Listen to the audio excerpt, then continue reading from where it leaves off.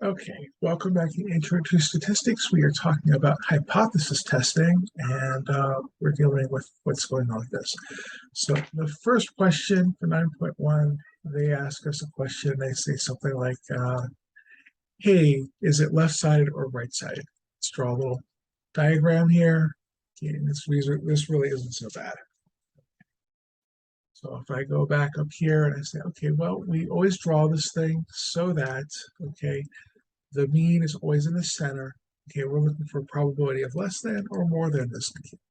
Since this is less than, they want to know about less than 37. We're going to say, hey, this is on the left side of the curve. Again, always put the mean, always put the average in the middle. And are we below average or above average? If it's above average, we want on the right-hand side. Below average, we want on the left-hand side. Okay, if it's on both sides, then it's a two-tailed test. We don't have to do left or right. Okay, but if it's less than, we're going to want left-hand side. So I go back over here, draw my little thing, and I say, choose left-sided here. Okay. Oh, we're doing so number one here. Less than, we want left-tailed. We got the correct little thing here. We're good to go. Okay, so for this one, for type 1 and type 2 error. Now, I'm going to tell you this first. Even in the face-to-face classes, in a good semester, I tend not to ask people about type 1 or type 2 error, okay? They're very descriptive names. So the way you do this, okay, so we have a test of hypothesis going on here. And it's not something we're going to measure, but it is something we're going to put a little bit of a value on. So we have a truth. This is what really happened. Okay, and in our legal system, if you've watched Law and Order at all, you'll know all the ins and outs for the legal system. But you are presumed what when you walk into court? You're presumed innocent. So the presumption goes to the HO. So the HO is you're presumed that you're innocent. And the alternative hypothesis is that you're guilty. We don't really say innocent, we say not guilty. Okay. But the jury is the test. The jury gets to decide, well, how truthful do we think you are? So this is the jury result. Okay, and if the jury comes back and says, well, I think they're innocent, and they really are, then we get no error. We're good. Okay. If they're in fact guilty and the jury says, I'm sorry, you did not prove your case, counselor. Okay. You have what they call a type 2 error. See, that's naturally what you would have called it, right? So if they're innocent, but they really did it, say, oh, that's a type 2 error. Okay. If they're guilty, right, but they didn't do it, they really are innocent. The truth is, HO, the reality is that they are innocent.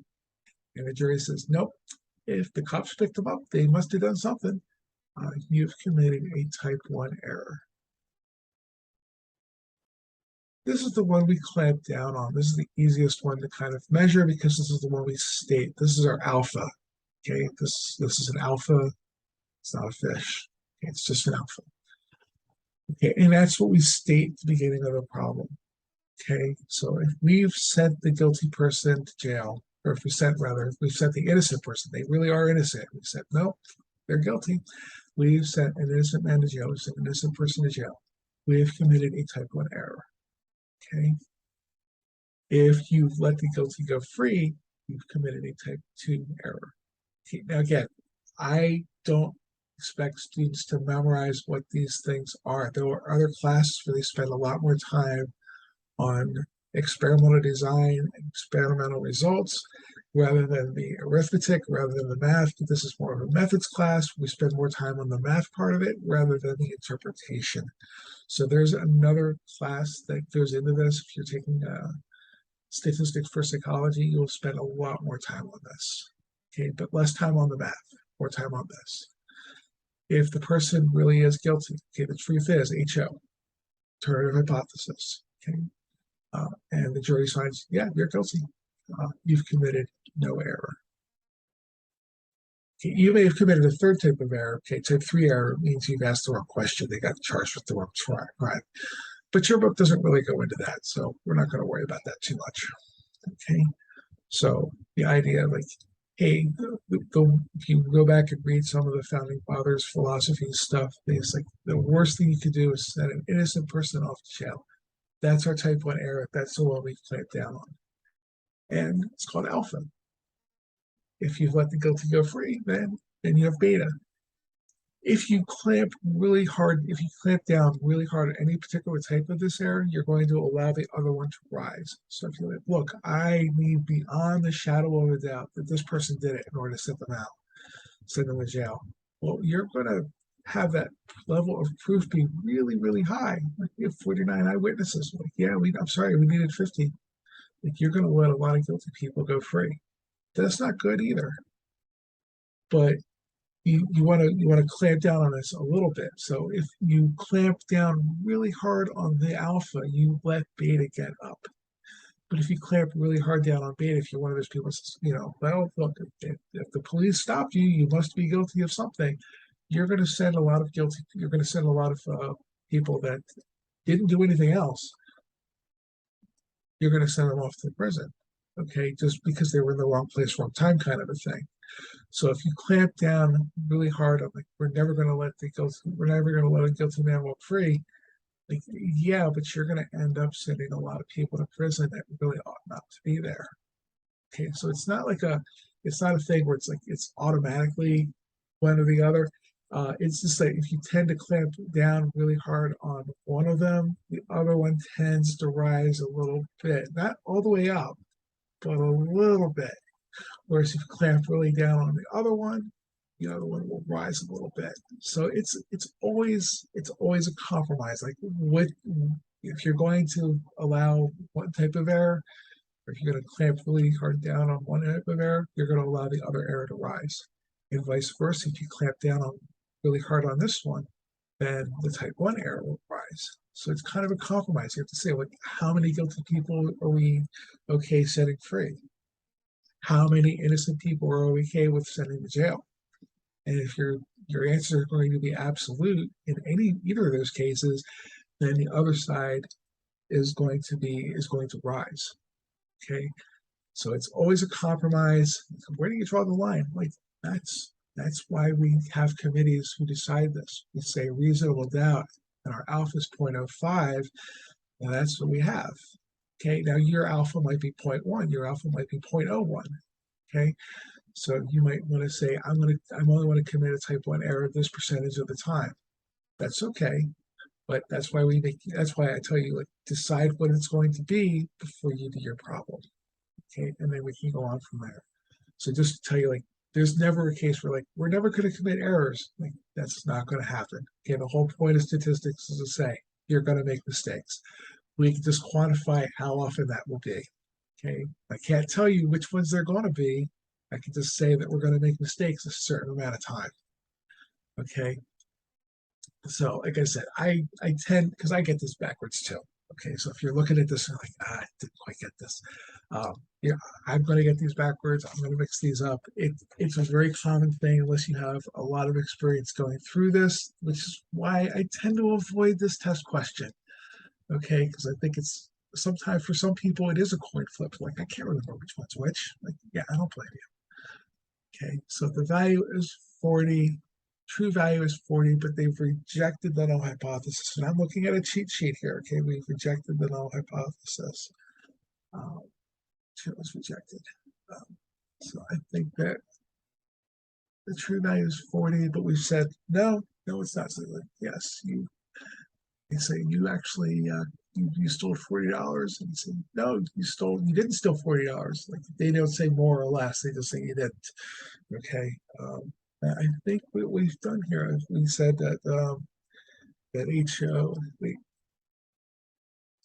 HO is 40, but we have rejected it. HO, I think we've committed a type 2 error. I am not going to stand by this answer, which is exactly the reason why I don't ask you guys to do this. Okay, nope, you don't like that at all. Okay. So let's double check to make sure that I've done this. 240 versus H1. Try it that way. They won't let us go back and try it, I think.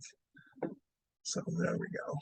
But you want to be careful with these. But like I said, if you're getting these wrong on a consistent basis, this is not something you need to stress over. I don't ask you these questions on quizzes. Okay. I'm going to try my best not to bother with that because that's not, it's too easy to mess them up. And until you have more practice with this, and I've had years of practice and I still mess them up. But until you've had a lot more practice, it's not a thing that I would say you should know how to do this. Okay, so in a recent year, the weight of a newborn baby boy is 7.8 pounds. Doctor wants to know whether the mean weight is higher than this. State the null alternative hypothesis. This is a reasonable question. So the hypothesis is the weight of the average weight, right, is 7.8 pounds. So HO is equal to 7.8. Okay. And they want if newborn girls is higher than this. Okay, so alternative hypothesis is greater than, and then 7.8. Okay, and that's really what you're going to do with that one. Yeah. So we're good with that. Okay, we can go on. And then let's see. Facebook reports the number of friends that adult Facebook users 338. The test is made that mu is equal to 338. Mu is greater than mu is greater than 338. The null hypothesis is rejected. Okay, so if they reject the null hypothesis, that means this one is our only alternative, and that's the one that's going to be true. So we're going to say there is enough evidence to conclude the mean of friends is higher than, is more than 338. Because we rejected this one, we say, oh, this is not true. Rejected it. We're going to go up. Okay, so you'll forgive me for a moment. I will go. People always ask, and if you were having trouble with like, how do I know which one is which, or how do I know if I rejected it or I accepted it? Like, what does that mean? I will tell you a sad story about that. Okay, so when I was growing up, I lived on the East Coast, but there was a story about a place called Love Canal. Okay, it's in Upper New York. Love Canal is next to the Niagara River, and there was a whole bunch of power plants that set up shop there. They made batteries. I mean, it was an industrial area. They poured a lot of stuff that they shouldn't have been pouring out onto the ground. Okay, it was definitely a toxic waste dump. Okay. Then in the 70s, so this is in the 50s and the 60s, they completely polluted this place. In the 70s, somebody came by and says, hey, you know what would make a great land development? That place next to the river. Nobody is there. So the land developers bought this place, paved over it, planted some grass, and said, let's build some houses. And people moved into this neighborhood. And then, as you would expect, because they're living on top of a toxic waste dump, there was a lot of cancers. A lot of people got really sick through no fault of their own. They just they bought property that they had no idea, because the companies did whatever they could to cover this up. Okay, they had no idea that this was what was going on here. And they had all these rare cancers. And so if you have you think about your average kindergarten class, now half of them have leukemia. And the parents are like, that seems a little high. And the power companies, the companies that did all the toxic waste stuff, said, no, that's just by random chance. We can't be held responsible. This is by random chance. And I said, no, I mean, one kid in your kindergarten, your class of kindergartens has leukemia. I mean, that's sad and it's tragic. And I felt very badly for that family. I felt very badly for that child. But that's tragic. If half of your kindergarten class has leukemia, that's more than random chance. So when they say, well, how do I know? Okay. If your probability is less than your percentage, okay, you state this. So this is going to be like 0.05. And if you come up with a probability that is less than that percentage, then you're going to say reject the null hypothesis, rejecting shell. It's kind of like saying not guilty. Okay, we don't claim anything is true. We just say, well, that your claim is not true. Okay, if you're married, you know exactly what this is. Okay, if you're married, it's more important to prove your spouse wrong than it is for you to be right. Okay, because proving them wrong, that will pretty much show that you're right. But you don't say that. You just say that I've proven that you're wrong. Okay, so you don't have to prove that you're right. Okay, that's not a good argument, but you can prove the other person is wrong. Okay, so if your probability is not less than do that, not less than alpha, then we do not reject. So if the probability that half your kindergarten class has leukemia is really, really small, and it should be, you can say, wait a minute, something is going on here. We should look for an alternative explanation to why 15 out of 30 kids have leukemia.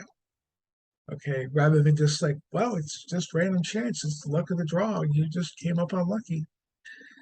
No, one kid getting leukemia is awful and unlucky and tragic. Half the kids getting leukemia, that is a war crime. Okay, that is not something that should be happening. Okay, so we say do not reject. Okay, so if one kid has it, like it is possible it's by random chance. I know for that family, they're going to want to seek a reason, and I get that, and that's entirely fair. And I've never been in that position, so I'm not going to judge. Okay, so they want to seek a reason. I understand that, but there is a certain incidence of people randomly getting horrible diseases. Okay, or horrible cancers. So if it happens to like 1 in 1,000, whatever it's going to be, okay, you can't say like this is somebody's fault. I mean, it might be, but you're going to have a tough time proving that. Whereas in the Love Canal situation where you had people, all these people got all these rare cancers, all these rare birth defects. I'm like, wait a minute. This is a really low probability that all of these people are coming down with these illnesses. Maybe we should seek an alternative. Okay, so we're not saying that the alternative is right. We're just saying like the companies come back and say it's due to random chance. No, it's not. Okay, there's something going on. You're seeking an alternative explanation for why this happened. Okay, so I hope this helps a little bit. I'm sorry for the sad story. Okay, that's really the best way I have to remember this for myself because I have a personal experience with. I mean, I did not grow up in New York, but I grew up in one state south of it. So this was in the news when I was growing up as a little kid. Okay, so that's my experience. Like I remember this being on TV, so I have this. So if you think of something, hopefully not as tragic, okay, where you could say, I think there's an alternative explanation. That's how you want to remember this. Okay, so thank you for watching the video, and I will see you in the next one.